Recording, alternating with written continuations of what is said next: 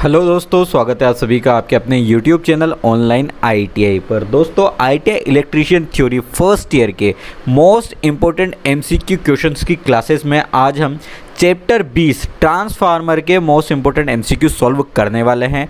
दोस्तों, इससे पहले की वीडियोस में हमने चैप्टर 19 तक के जो मोस्ट इम्पोर्टेंट क्वेश्चन सॉल्व करवाए थे, वो वीडियोस अगर आपने नहीं देखी हो तो हमारे YouTube चैनल पर जाकर आप उन्हें ज़रूर देख लें, क्योंकि ये जो क्वेश्चन हम सॉल्व करवाने जा रहे हैं और करवाए हैं हमने क्वेश्चन, ये बहुत इंपॉर्टेंट क्वेश्चन है और परीक्षाओं में रेगुलर आते रहते हैं। इसीलिए हमने इन क्वेश्चंस को इम्पोर्टेंट माना है और आपको सॉल्व करवाया है। तो स्टूडेंट्स, बिना देर किए शुरू करते हैं आज की वीडियो को और चलते हैं क्वेश्चन नंबर 1 ट्रांसफार्मर के चैप्टर में से।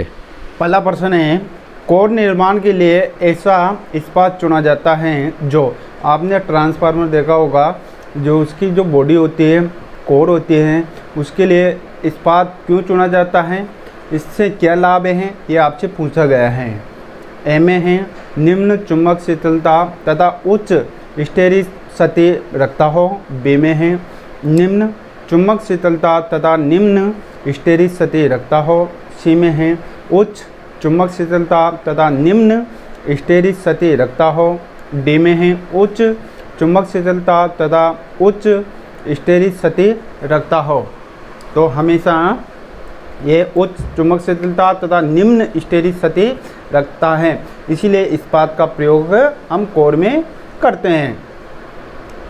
दूसरा प्रश्न है, ट्रांसफार्मर की प्राथमिक एवं सेकेंडरी वाइंडिंग में सदैव, आपने देखा होगा इस प्रकार से ट्रांसफार्मर होता है, इसमें दो वाइंडिंग होती हैं।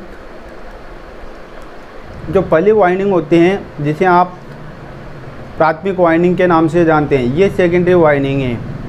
इसमें दोनों आपस में मिली हुई नहीं होती हैं और बीच में क्रोड होता है। क्रोड के माध्यम से एक परिपथ से दूसरे परिपथ में विद्युत का गुण प्रवाहित होता है। यह आपसे यहाँ पूछा गया कि प्राथमिक और सेकेंडरी वाइंडिंग में सदैव ऐसा क्या होता है जिसके कारण विद्युत एक परिपथ से दूसरे परिपथ में रूपांतरित हो सकती हैं। ऑप्शन ए है निम्न संख्या में लपेट होती हैं। आपने देखा होगा कि निम्न यानी कम संख्या में लपेट होती हैं। बी में है एक ही व्यास का ताम्र तार प्रयोग किया जाता है, दोनों की जो साइज है एक ही तार की प्रयोग की जाती है। सी में है पृथक पृथक चुंबकीय परिपथ होते हैं। डी में है एक उभयनिष्ठ चुंबकीय परिपथ होता है। तो इसमें हमेशा एक उभयनिष्ठ चुंबकीय परिपथ होता है। यहाँ से जब आप सप्लाई देंगे क्रोड के माध्यम से, ये फ्लक्स सेकेंडरी वायरिंग में प्राप्त हो जाते हैं और आप आउटपुट के रूप में आप इसका प्रयोग कर सकते हैं।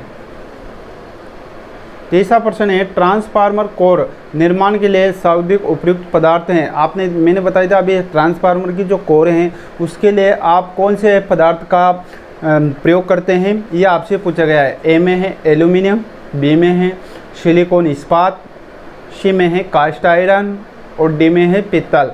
तो इसका हमेशा सिलिकॉन इस्पात का बनाया जाता है, तो बी आपका सही है।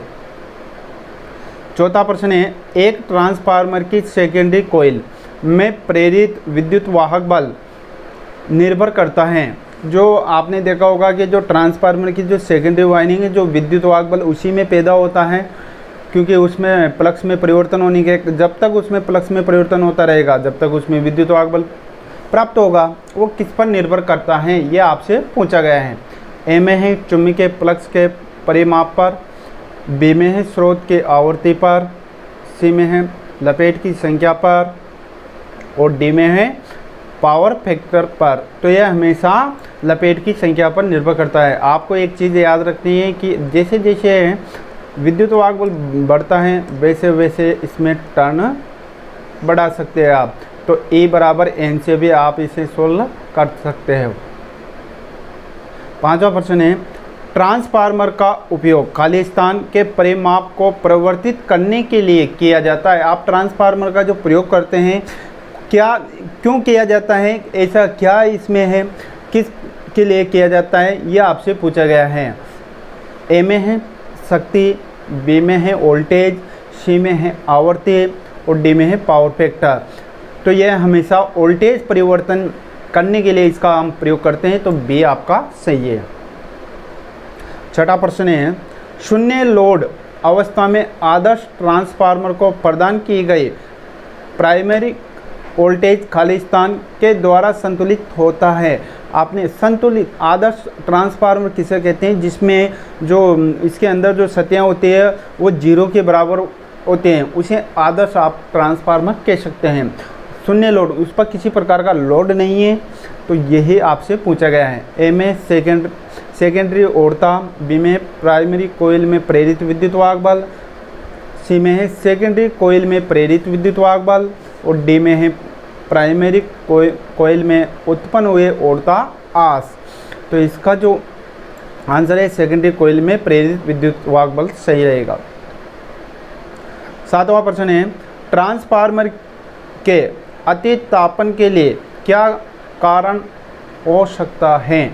आपने देखा होगा कि ट्रांसफार्मर चलते चलते अधिक गर्म हो जाता है, इसका क्या कारण हो सकता है।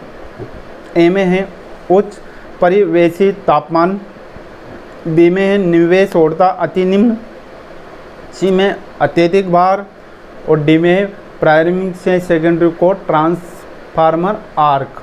तो इसका जो अत्यधिक भार के कारण ट्रांसफार्मर गर्म हो जाता है, तो सी आपका सही है। 8वां प्रश्न है, 2 वाइंडिंग ट्रांसफार्मर में लोड साइड के रूप में जाना जाता है। आपने देखा होगा ये ट्रांसफार्मर है, जिस वाइंडिंग को आप सप्लाई देते हैं उसे आप प्राथमिक वाइंडिंग के नाम से जानते हैं, और जिधर आप लोड को जोड़ते हैं उसे सेकेंडरी वाइंडिंग के नाम से आप जानते हैं। ये लोड है आपका, ये आप यहाँ सप्लाई दे सकते हैं एसी, तो ये है प्राथमिक वाइंडिंग और ये है सेकेंडरी वाइंडिंग। यही आपसे पूछा गया है कि जिधर आप लोड को जोड़ते हैं वह किस के नाम से जानी जाती है। ए में है प्राइमरी वाइंडिंग, बी में सेकेंडरी वाइंडिंग, सी में है कम वोल्टेज की ओर, और डी में उच्च वोल्टेज की ओर। तो इसे हमेशा सेकेंडरी वाइंडिंग के नाम से हम जानते हैं, तो बी ऑप्शन आपका सही है। 9वां प्रश्न है, उच्च आवृत्तियों पर मेगाहर्ट्ज रेंज में कार्य करने हेतु अभिकल्पित ट्रांसफार्मर में किस प्रकार की कोर प्रयोग की जाती है। जो उच्च आवृत्ति वाले जो ट्रांसफार्मर होते हैं उसमें जो कोर हैं वो किसकी बनाई जाती है, ये आपसे पूछा गया है। ए में है एल्यूमिनियम कोर, बी में है लोहा कोर, सी में है वायु कोर, और डी में है खुली लोहा कोर। तो ये हमेशा वायु कोर की बनाई जाती है, ऑप्शन आपका सी सही है। 10वां प्रश्न है, 1 kilo volt ampere 240 volt oblique 120 volt single page transformer में करंट की गणना कीजिए। आपके पास में एक सिंगल पेज ट्रांसफार्मर है, उसकी जो रेटिंग है 1 किलो वोल्ट एम्पियर की है, यानी उसकी जो पावर है वह 1 किलो वोल्ट एम्पियर की है। तो इसको आप वोल्ट एम्पियर में बदलेंगे तो 1000 से आप गुणा कर सकते हो, तो ये 1000 वाट हो जाती है आपकी इसकी जो रेटिंग। इसके बाद में प्राथमिक में वोल्टेज है 240 वोल्ट, सेकेंडरी में 120 है, तो ये वोल्टेज हो गए सेकेंडरी में V बराबर 120। करंट की गणना करेंगे तो I बराबर P बटा V। पावर का मान है 1000 बटा वोल्टेज है 120, 0 से 0 भाग देंगे 8.33, ये ऑप्शन में आपको मिल जाएंगे, तो आपका ऑप्शन सी सही है। 11वां प्रश्न है, कौन सा एक करंट ट्रांसफार्मर का अनुप्रयोग है। जो करंट ट्रांसफार्मर है इसका प्रयोग कहाँ होता है, ये आपसे पूछा गया है। ए में है ऑटो ट्रांसफार्मर, बी में है टोंग टेस्टर, सी में अर्थ लीकेज सर्किट ब्रेकर, और डी में है वेरी एक। इसका जो प्रयोग होता है ये टोंग टेस्टर में होता है, तो आपका बी सही है। 12वां प्रश्न है, वितरण कार्य में प्रयुक्त ट्रांसफार्मर में सामान्यतः शीतलन विधि प्रयोग की जाती है। जो वितरण जो डिस्ट्रीब्यूशन होता है 11 केवी होता है, उसमें जो ट्रांसफार्मर प्रयोग किए जाते हैं उसमें शीतलन की कौन सी विधि प्रयोग की जाती है, ये आपसे पूछा गया है। ए में है वायु शीतलन विधि, बी में है वायु दाब शीतलन विधि, सी में है तेल शीतलन विधि और डी में है जल शीतलन विधि। तो ये हमेशा तेल शीतलन विधि का हम प्रयोग करते हैं, तो ऑप्शन आपका सी सही है। 13वां प्रश्न है, लघु वितरण ट्रांसफार्मर में निम्नलिखित में से कौन सी सुरक्षा युक्ति प्रयोग की जाती है। ऑप्शन आपके पास में 4 हैं। ए में अधिक धारा सुरक्षा, बी में है बुकलेज रिले, सी में प्रेशर रिलेज वाल्व और डी में है ये सभी। तो इसका सभी का हम प्रयोग करते हैं, तो डी आपका सही है। 14वां प्रश्न है, ट्रांसफार्मर के ब्रेदर में प्रयुक्त रासायनिक पदार्थ हैं। आपने देखा होगा कि जो ट्रांसफार्मर में ब्रेदर होता है उसमें रासायनिक पदार्थ क्या भरा रहता है, ये आपसे पूछा गया है। ए में है जल, बी में है नमक, सी में सिलिका जेल और डी में खनिज तेल। तो उसमें सिलिका जेल होता है, तो ऑप्शन सी सही है। 15वां प्रश्न है, एक ट्रांसफार्मर में ब्रेदर का कार्य है। जो ट्रांसफार्मर में ब्रेदर होता है उसका क्या कार्य है, ये आपसे पूछा गया है। ए में है वाइंडिंग को ठंडी हवा प्रदान करते रहना, बी में है टैंक में नमी के प्रभाव को पकड़ के रखना, सी में है टैंक में तेल का स्तर के नियंत्रण में रखना और डी में है ट्रांसफार्मर में तेल को फिल्टर करते रहता है। तो इसका जो मुख्य कार्य है टैंक में नमी को प्रभाव को पकड़ के रखना, तो बी आपका सही है। 16वां प्रश्न है, ट्रांसफार्मर के ब्रेदर में प्रयोग होने वाला ताज़ा सिलिका जेल किस रंग का होता है। जो ट्रांसफार्मर में ब्रेदर में सिलिका जेल होते हैं उसका रंग कैसा होता है, ये आपसे पूछा गया है। ए में है नीला, बी में सफ़ेद, सी में है हरा और डी में है बैंगनी। तो इसका जो कलर होता है, रंग होता है, ये हमेशा सफ़ेद होता है, तो बी आपका सही है। शुष्क सिलिका जेल का रंग होता है, यानी सूखने के बाद में उसका रंग कैसा हो जाता है, यह आपसे पूछा गया है। ए में है पीला, बी में सफ़ेद या हल्का गुलाबी, सी में है नीला और डी में है हरा। तो ये सफ़ेद या हल्का गुलाबी हो जाता है, तो बी आपका सही है। 18वां प्रश्न है, नमी सोखने के बाद सिलिका जेल का रंग खालिस्तान हो जाता है। नमी सोखने के बाद में इसका रंग कैसा हो जाता है, ये क्वेश्चन कितनी बार काफ़ी एग्ज़ाम में आता है। ए में है लाल, बी में भूरा, सी में है पीला और डी में है नीला। नमी सोखने के बाद में इसका रंग नीला हो जाता है, ऑप्शन डी आपका सही है। 19वां प्रश्न है, प्राकृतिक रूप से तेल शीतलन प्रणाली का उपयोग कितनी क्षमता के ट्रांसफार्मर के लिए किया जाता है। जो प्राकृतिक के द्वारा शीतलन होता है वह कितनी क्षमता वाले ट्रांसफार्मर में किया जाता है, ये आपसे पूछा गया है। ए में है 300 किलो वोल्ट एम्पेयर, बी में है 500 किलो वोल्ट एम्पेयर, सी में है 750 किलो वोल्ट एम्पेयर, डी में है 1000 किलो वोल्ट एम्पेयर। तो ये 500 किलो वोल्ट एम्पेयर के क्षमता वाले ट्रांसफार्मर में प्रयोग करते हैं। 20वां प्रश्न है, ट्रांसफॉर्मेशन अनुपात को निर्धारित करने के लिए प्रयुक्त सूत्र क्या है। ए में है के बराबर NS/NP बराबर ES/EP बराबर IS/IP। बी में है के बराबर NP/EP बराबर NS/ES बराबर IS/IP।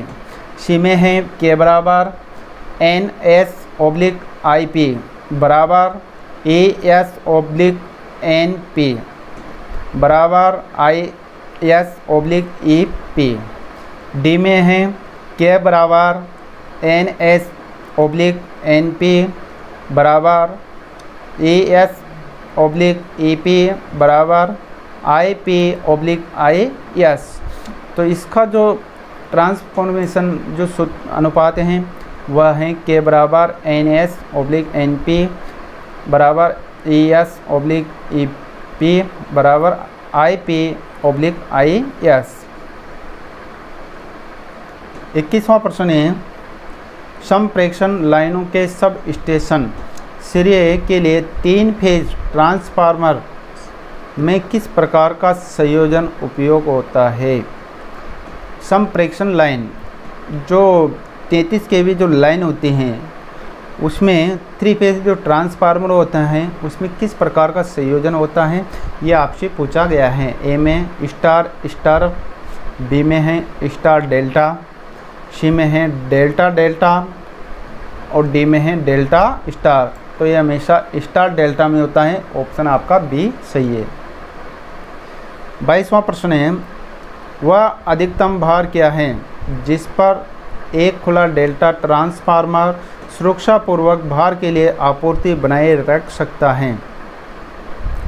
यहाँ ये पूछा गया है कि अधिकतम भार कितना हो सकता है जिससे खुला डेल्टा ट्रांसफार्मर, यानी आप उस पर खुला सेकेंडरी वाइंडिंग को खुला रखने पर भी वह सुरक्षा के भार के लिए आपूर्ति उसे सप्लाई प्रदान कर सकता है, वो कितना प्रतिशत है ये आपसे पूछा गया है। ए में 33%, बी में है 50%, सी में है 58%, डी में है 66%। तो ये 58% होता है, तो ऑप्शन आपका सी सही है। 23वां प्रश्न है, ट्रांसफार्मर की शून्य लोड अवस्था से पूर्ण लोड अवस्था तक सेकेंडरी वोल्टेज परिवर्तन एवं शून्य लोड पर सेकेंडरी वोल्टेज का अनुपात कहलाता है।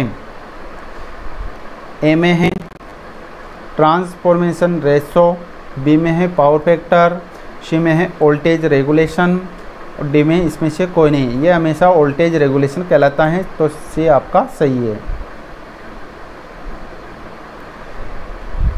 24वां प्रश्न है, खुला परिपथ ट्रांसफार्मर का वाट मीटर पाठ्यांक 900 वाट है और पूर्ण भार धारा पर शॉर्ट सर्किट परीक्षण में 1600 वाट है। अर्ध भार पर लोहा हानि क्या होगी। ट्रांसफार्मर होता है, लोहा हानि में किसी प्रकार का परिवर्तन नहीं होता है, खुला परिपथ है। जब इसका पाठ्यांक आपने वाट मीटर से नापा गया है तो 900 वाट आ गया। उसके बाद में अर्ध भार पर लोहा हानि का मान यहाँ पूछा गया है। तो लोहा हानि किसी प्रकार के आप लोड को कम करो या अधिक करो, तो जो लोहा हानि होती हैं वो फिक्स होती हैं, इसमें किसी प्रकार का परिवर्तन नहीं होता है। ए में है 600 वाट, बी में है 900 वाट, सी में है 1200 वाट और डी में है 1800 वाट। तो ये हमेशा जो 900 वाट ही रहेगी, तो ऑप्शन आपका बी सही है। 25वां प्रश्न है, ट्रांसफार्मर की पूर्ण दिन दक्षता का एक अनुपात है। ए में है किलोवाट घंटा आउटपुट और किलोवाट घंटा इनपुट का, बी में है किलोवाट घंटा आउटपुट और किलोवाट घंटा इनपुट एक दिन में का, सी में है इनपुट शक्ति और आउटपुट शक्ति का और डी में है आउटपुट शक्ति और इनपुट शक्ति का। तो इसका जो आंसर रहेगा वो किलोवाट घंटा आउटपुट और किलोवाट घंटा इनपुट एक दिन में का, तो बी आपका सही है। तो दोस्तों ये थे चैप्टर 20 के मोस्ट इंपोर्टेंट क्वेश्चन। उम्मीद है कि इस वीडियो में जो क्वेश्चन हमने सॉल्व करवाए हैं ये आपको अच्छे से समझ में ज़रूर आए होंगे। वीडियो अच्छा लगा तो इसे लाइक ज़रूर करें। साथ ही आगे आने वाली इसी वीडियोस को रेगुलर देखने के लिए हमारे चैनल को सब्सक्राइब करके बेल आइकन दबाना ना भूलें। साथ ही हमें टेलीग्राम पर ज्वाइन करें और इंस्टाग्राम पर हमें ज़रूर फॉलो करें। मिलते हैं अगली वीडियो में। Take care.